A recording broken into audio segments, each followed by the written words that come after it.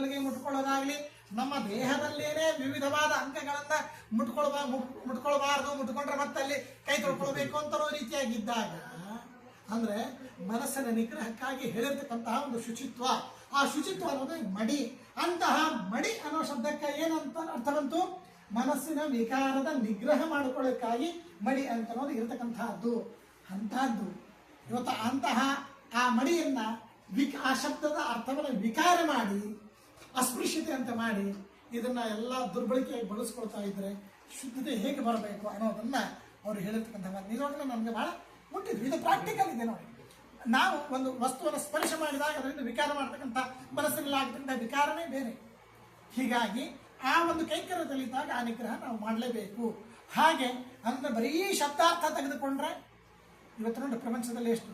ಹೀಗಾಗಿ ಕರೋನಾ 3 ವರ್ಷ ಇಡೀ ಪ್ರಪಂಚದಲ್ಲಿ ಕರೋನಾ ಏನು ಆಚಾರ ವಿಚಾರ ಮಾಡಿತು? ಕಣ್ಣು ಮುಟ್ಕೋಬೇಡ್ರಿ, ಕಿವಿ ಮುಟ್ಕೋಬೇಡ್ರಿ, ದೇಹದ ಅಂಗಾಂಗಗಳನ್ನು ಮುಟ್ಕೋಬೇಡ್ರಿ, ಮತ್ತೊಬ್ರಿಗೆ ದೂರ ಇರ್ರಿ. ಕರೋನಾ ಬೇರೆ ಅಲ್ಲ, ಇಡೀ ಜಗತ್ತಿಗೆ ಅದೊಂದು ತ್ರಾಸಿತ್ತು ಖರೆ. ಆದರೆ ಯಾರು ಮಡಿ ಮೈಲಿಗೆ ಮಾಡೋರು ಇದ್ದಾರೆ ಅವ್ರು ಯಾರಿಗೂ ಇದೇನು ತ್ರಾಸ ಅನಿಸಿಲ್ಲ, ಆರಾಮಿದ್ದಾರೆ. ಅದಕ್ಕೆ ನಮ್ಮ ಒಂದು ಪರಿಸರದಲ್ಲಿ ಅನೇಕ ದಿವಸ ಕೆಲಸದವ್ರ ಜೊತೆಗೆ ಮಾತಾಡುವಂತಹ ಪ್ರಸಂಗ ಅದೆಲ್ಲ ಬರ್ತಿತ್ತಲ್ಲ, ಅದಕ್ಕೆ ಆ ಪ್ರಸಂಗದಲ್ಲಿ ಬೇರೆ ಜನಕ್ಕೆ ಅದೇ ಹೇಳಿದೆ, ನೋಡ್ರಪ್ಪ మడి మేలికి అంటే అస్పృశ్యత అనేటువంటిది కాదు. మీరు చిన్నవాళ్ళు, మేము పెద్దవాళ్ళు, మేము ముట్టుకుంటే మాకు ఇదే జరుగుతుంది అనేటువంటి భావన తీసుకోకండి. మడి మేలికి అంటే ఇది ఒక సిస్టమేటిక్గా మన మనస్సును నిగ్రహం చేసుకోవడానికి ఉండేటువంటిది. మన శరీరంలోనే మనమే తాకూడదు అని అన్నప్పుడు అంటే మన ఎడగై ಕುಡಿ ಚೇ ತಾಕಲ್ಲ ಅವತ್ತ ಅಂತ ಅನೇಕ ಜನಕ್ಕೆ ಆ ಪ್ರಸಂಗದೊಳಗೆ ಹೇಳ್ತಾ ಇದ್ದ. ಆಗ ಅವರಿಗೆ ಹೌದಾ ಮಡಿ ಮೇಲಿಗೆ ಅಂದ್ರೆ ಇದಾ ಅಂತ ಆಶ್ಚರ್ಯಪಟ್ಟು ಸುಮಾರು ಒಂದು 10-15 ಜನಕ್ಕೆ ಬೇರೆ ಬೇರೆ ಜನಕ್ಕೆ ಅಂದ್ರೆ ಗುರುಪನ್ನು ಕೂಡಿಸ್ಕೊಂಡು ಆ ಪ್ರಸಂಗವಾಗಿ ಹೇಳುತ್ತೆ. ಬಹಳ ಸಂತೋಷಪಟ್ಟರು. ಅಂದ್ರೆ ಬೇಡವಾದವರು ನಮ್ಮ ಧರ್ಮದ ಬಗ್ಗೆ ಇಲ್ಲ ಸಲ್ಲದ ಆರೋಪಗಳನ್ನು ಮಾಡಿದಾಗ ನಾವು ಮತ್ತೊಬ್ಬರಿಗೆ ಮಡಿ ಮೇಲಿಗೆ ಅಂದ್ರೆ ಏನು, ಸ್ಪೃಷ್ಟತೆ ಅಂತಂದ್ರೆ ಯಾವುದೋ ಅಲ್ಲ ಅಂತ ಕನ್ವಿನ್ಸ್ ಮಾಡ್ಲಿಕ್ಕೆ ನಮ್ಗೆ ಬರೋದು, ಹೇಳಲಿಕ್ಕೆ ಬರಬೇಕು. ಸರಿಯಾಗಿ ಹೇಳಿದ್ವಿ ಅಂತಂದ್ರೆ ನಮ್ಮ ಧರ್ಮದ ಬಗ್ಗೆ, ನಮ್ಮ ಒಂದು ಆಚಾರ ವಿಚಾರದ ಬಗ್ಗೆ ಅವ್ರಿಗೊಂದು ನಂಬಿಕೆ ಅವರಿಗೆ ಬರ್ತದೆ. ಅದಕ್ಕಾಗಿ ನಾವು ಈ ಮಾತನ್ನು ತಿಳ್ಕೊಳ್ಬೇಕಾಗಿದೆ. ಈಗ ನಾನು ಹೇಳಿದ್ದ ನಿನ್ನೆ ಪುಣದಲ್ಲಿ ದೊಡ್ಡ ಮನಸ್ಸು ಅರೆ ಸ್ತ್ರೀ ಸ್ವಾತಂತ್ರ್ಯ ಹೇಳ್ತಿ ಅಂತಂದ್ರೆ ಹೆಣ್ಮಗಳು ಸಣ್ಣಕ್ಕಿದ್ದಾಗ ರಕ್ಷಣೆ ಮಾಡಲಿಕ್ಕೆ ಹಿಂದೆ ಪುರುಷ ಇದ್ದಾನೆ, ಅಂದ್ರೆ ತಂದೆ ಇದ್ದಾನೆ. ಇವತ್ತು ಬೇರೆ ಸಂಸ್ಕೃತಿಯಲ್ಲಿ ಈ ತರ ಇಲ್ಲ. ಹೀಗಾಗಿ ಹೆಣ್ಣು ಮಕ್ಕಳಿಗೆ ಎಷ್ಟು ತರಹದ ಅನ್ಯಾಯ ನಡೀತಾ ಇದೆ ನೋಡ್ರಿ. ಪರ್ಸೆಂಟೇಜ್ ನೋಡ್ರಿ, ನೀವು ಇಡೀ ಜಗತ್ತಿನಲ್ಲಿ ಪರ್ಸೆಂಟೇಜ್ ನೋಡ್ರಿ. ಹಾಗೆ ನೋಡಿದ್ರೆ ನಮ್ಮ ಭಾರತದಲ್ಲಿ ಕಡಿಮೆ ಇದೆ, ವಿವಿಧ ದೇಶಗಳಲ್ಲಿ ಜಾಸ್ತಿ.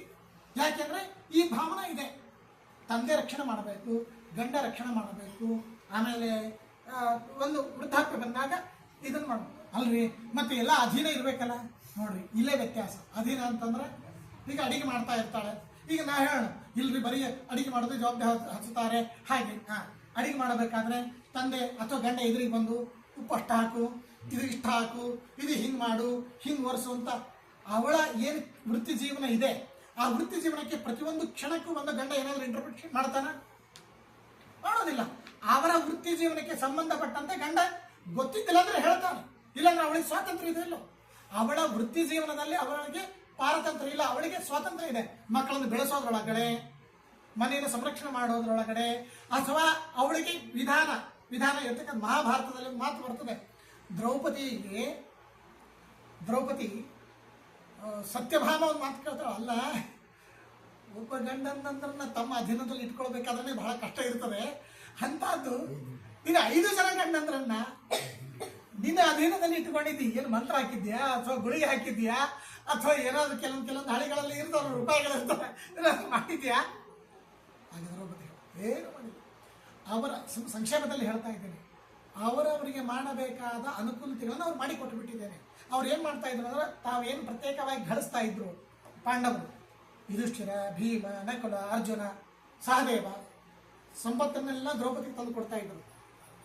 ಹಿಂದಿನ ಕಾಲದಲ್ಲಿ ಹಾಗೆ ಏನು ಸಂಪತ್ತು ಏನಿದೆ ಅಂತ ಹೇಳಿ ಆಗ ಇದನ್ನೆಲ್ಲ ಎಷ್ಟು ಖರ್ಚು ಮಾಡಬೇಕು, ಏನು ಖರ್ಚು ಮಾಡಬೇಕು ಅದೆಲ್ಲ ಅದಕ್ಕೆ ಹೋಮ್ ಮಿನಿಸ್ಟರ್ ಅಂತ ಹೇಳೋದು ಯಾಕಂದ್ರೆ ಅದರ ಸಲುವಾಗಿ. ಆಗ ಮನೆ ಖರ್ಚಿಗೆ ಅಂತ ಅಷ್ಟಿಟ್ಟು ಇದು ಸ್ವಲ್ಪ ನೀವು ತೆಗೆದುಕೊಳ್ಳ್ರಿ ಅಂತ ಗಂಡನಿಗೇನೆ ಹೆಂಡತಿ ಕೊಡೋಳಂತೆ.